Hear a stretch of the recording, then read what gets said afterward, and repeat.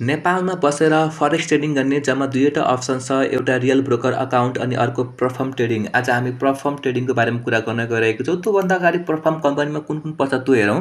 Funding pips, the 5% इयर्स, gold funded, FTMO, funded next, blueberry funded भनेको चाहिँ यिनीहरू पर्फर्म कम्पनी हो। यिनीहरू कसरी काम गर्छ भन्दाखेरि यिनीहरूको चाहिँ इन्स्ट्यान्ट अकाउन्ट फेज 1 फेज 2 भन्ने च्यालेन्ज हुन्छ। त्यो च्यालेन्ज पाउनको लागि चाहिँ हामीले fee certain amount of fee pay गर्नुपर्छ। जस्तै मानौँ यो हामीले तपाईँलाई म 5% कम्पनीको तपाईँलाई म इक्जाम्पल दिँदैछु। जस्तै मानौँ यो 5 स्टेक भनेको 2 स्टेप अकाउन्ट हो। यसमा हामीले $5,000 अकाउन्ट पाउनको लागि चाहिँ हामीले कति $35 पे गर्नुपर्छ। अनि $10,000 पाउनको लागि हामीले कति $69 पे गर्नुपर्छ। हरेक अकाउन्टको छुट्टै फीहरू हुन्छ। 5% को अब यो हाई स्टेक अकाउन्टमा हेरौँ। जस्तै अब यसको के छ भन्दाखेरि सुरुमा हामीले फर्स्ट स्टेप अकाउन्ट पाउँछौँ, जसमा हामीले 10% प्रफिट टार्गेट पुरा गर्नुपर्छ। 10% प्रफिट टार्गेट पुरा गरेपछि सेकेन्ड अकाउन्ट पाउँछौँ। सेकेन्ड अकाउन्टमा हामीले 5% पुरा गर्नुपर्छ अनि बल्ल हामीले फन्डेड अकाउन्ट पाउँछौँ।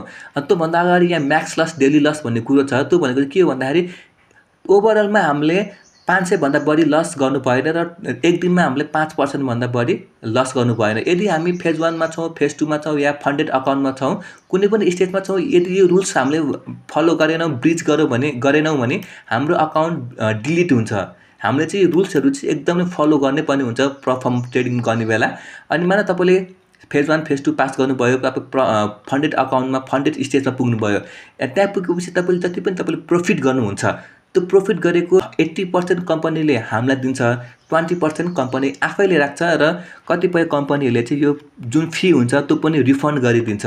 पर्फर्म कम्पनी नेपालको लागि एकदमै वरदान स्वरूप हो, किनभने हामीले सानो अमाउन्ट पे गरेर धेरै नै ठुलो क्यापिटलहरूमा हामीले ट्रेड गर्न पाउँछौँ र त्यो क्यापिटललाई हामीले रियल अकाउन्टमा पनि युज गर्न सक्छौँ, रियल ब्रोकरमा, अथवा हाम्रो लाइफलाई बेटर गर्न पनि सक्छौँ। र अर्कोतर्फ के क्वेसन आउन सक्छ भने नेपालमा यो लिगल छ या इलिगल छ। यो 100% लिगल छ, किनभने हामीले यो कम्पनीसँग एग्रिमेन्ट गरेका हुन्छौँ। कम्पनीले हामीलाई पैसा पे गर्ने हो त्यसैले।